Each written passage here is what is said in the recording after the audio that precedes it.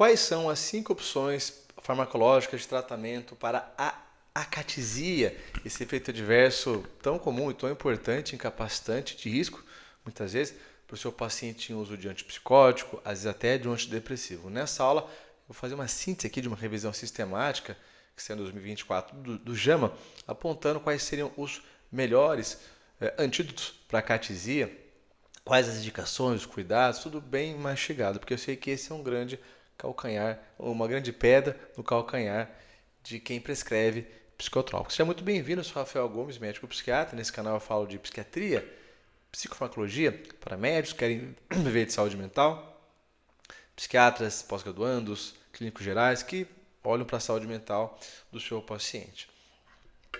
Deixa eu compartilhar minha tela aqui. Muito que bem.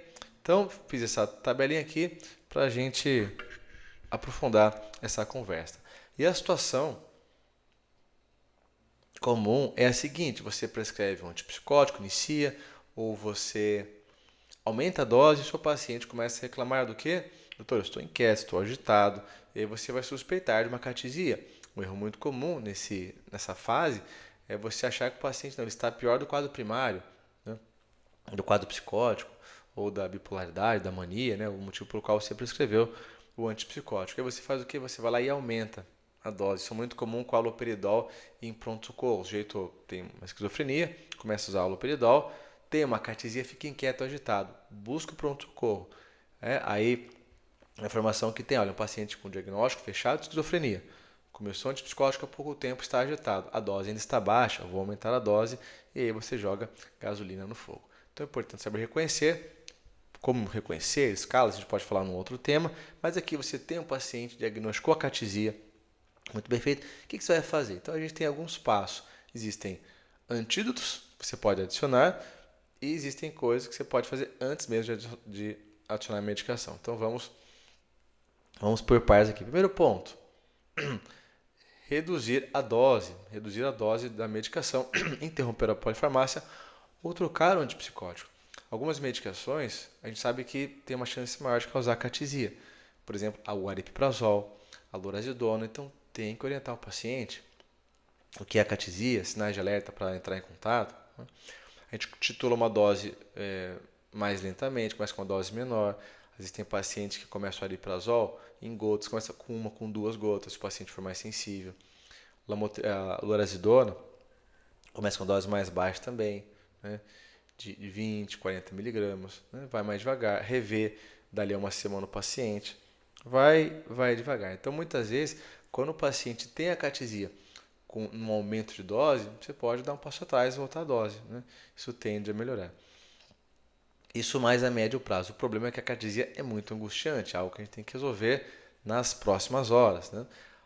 Alguns casos isso é mais intenso, outros não, outros fica ali dias, né, até semanas, às vezes meses, mas o ideal, identificou uma acatisia, é importante tentar resolver nas próximas horas. Tá? E aí, essa revisão sistemática 2024 do JAMA, né, ela vai se propor a falar, olha, esses são os melhores agentes para tratar a acatisia, seja independente se você reduzir a dose, se você trocar a medicação. A risperidona, lembrando, também pode promover a acatisia, né? Então fique atento a esse. Os demais, menos, né? Os demais, menos. Então vai lembrar ariprazol, lurazidona, risperidona e aloperidol também. E o que você pode fazer em relação a antídoto, né? Então mantém a medicação e inclui o antídoto, ou se for muito grave, até retira a medicação antipsicótica e vai fazer o antídoto no pronto-socorro ou ambulatoriamente. E tem algumas coisas incomuns, né, que o pessoal não faz por aí. Então vamos ver item a item. O primeiro item é a vitamina B6 que ele sugere. Pois é, uma vitamina B6, né? O piridoxal 5-fosfato, né? A forma ativa que seria ideal.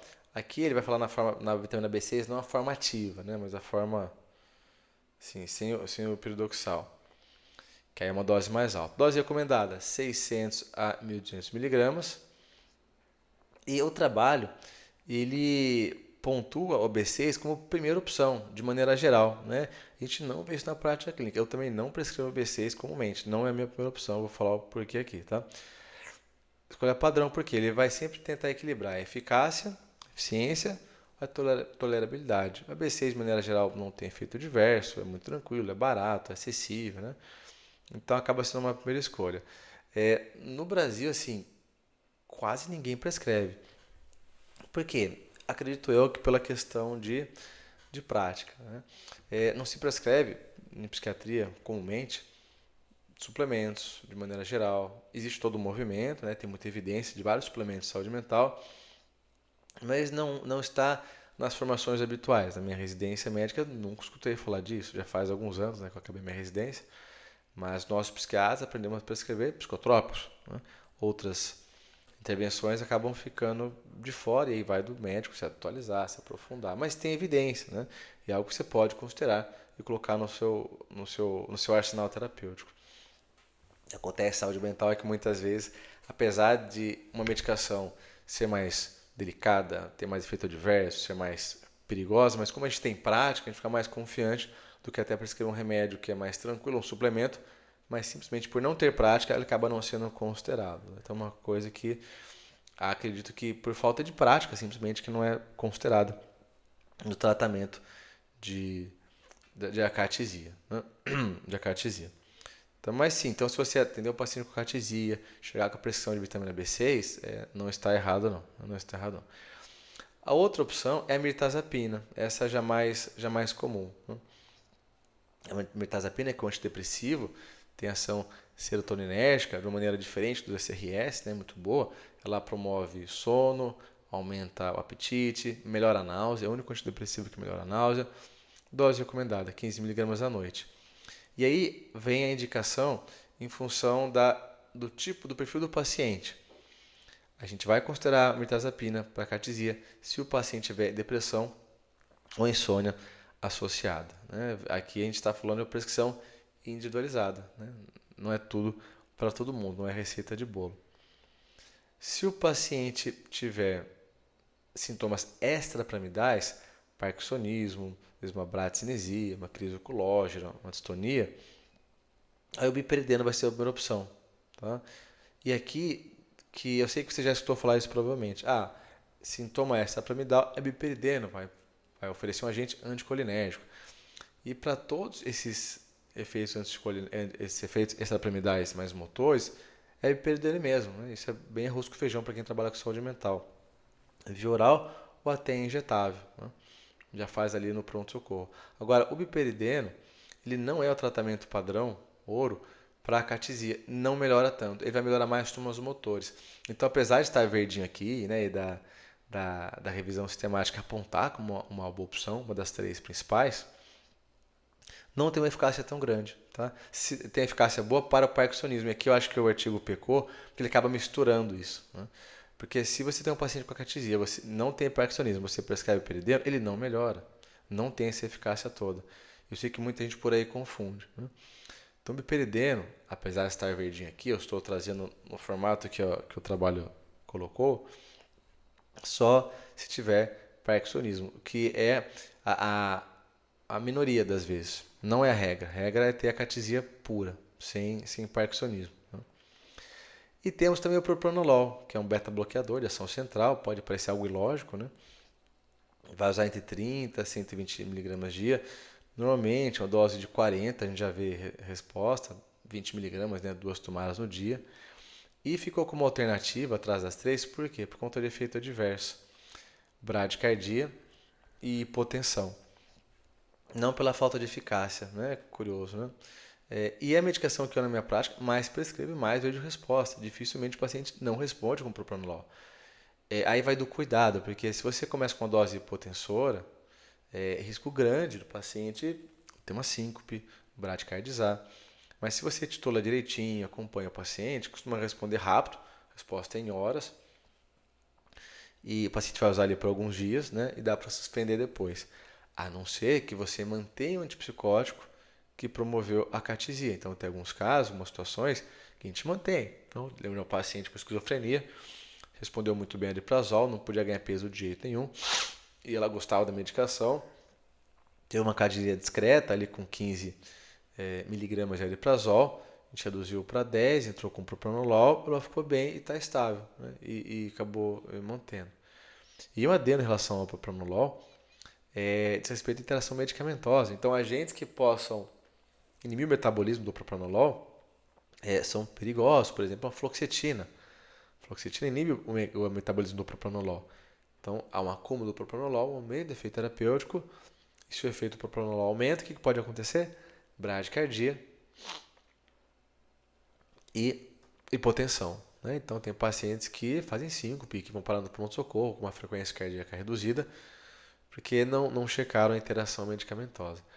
Então, o propranolol, apesar de estar aqui como quarta alternativa, atrás das demais, estou com uma rinite aqui atacada.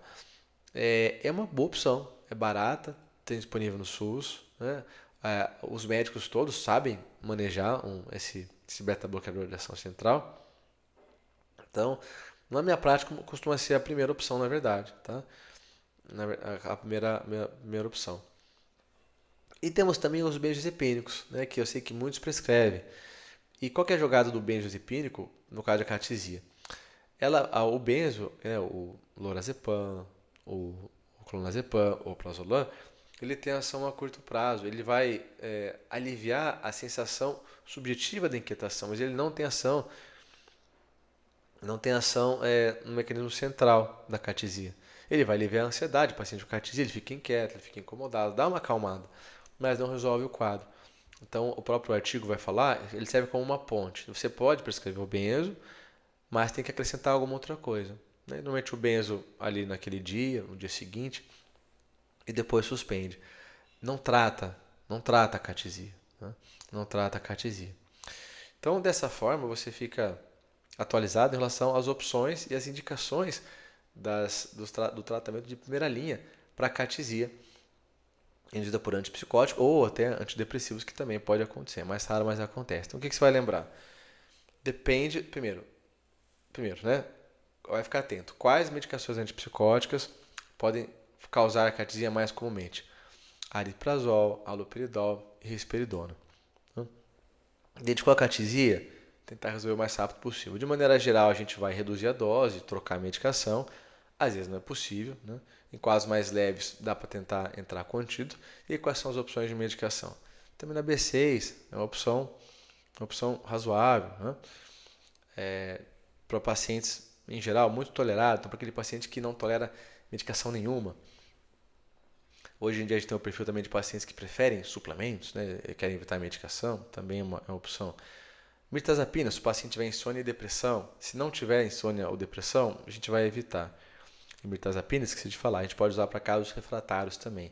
Entrou com propranolol, entrou com B6, não respondeu, a gente adiciona a mirtazapina. Biperideno, que muita gente prescreve por aí, só se tiver parkinsonismo, rigidez motora. Se não tiver, não é uma boa indicação.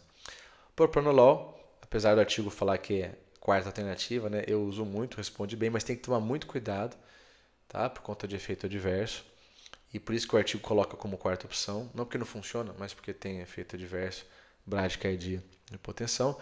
E os benzodiazepínicos você pode considerar, mas eles são sintomáticos. Como o paciente tem uma pneumonia, vai entrar com antibiótico, mas já dá uma dipirona ali para baixar um pouco a febre. Então é um uso mais pontual. E agora você tem esse passo a passo mastigado das opções para você ajudar seu paciente angustiado com a acatesia. Não se esqueça de se inscrever no canal, seja muito bem-vindo.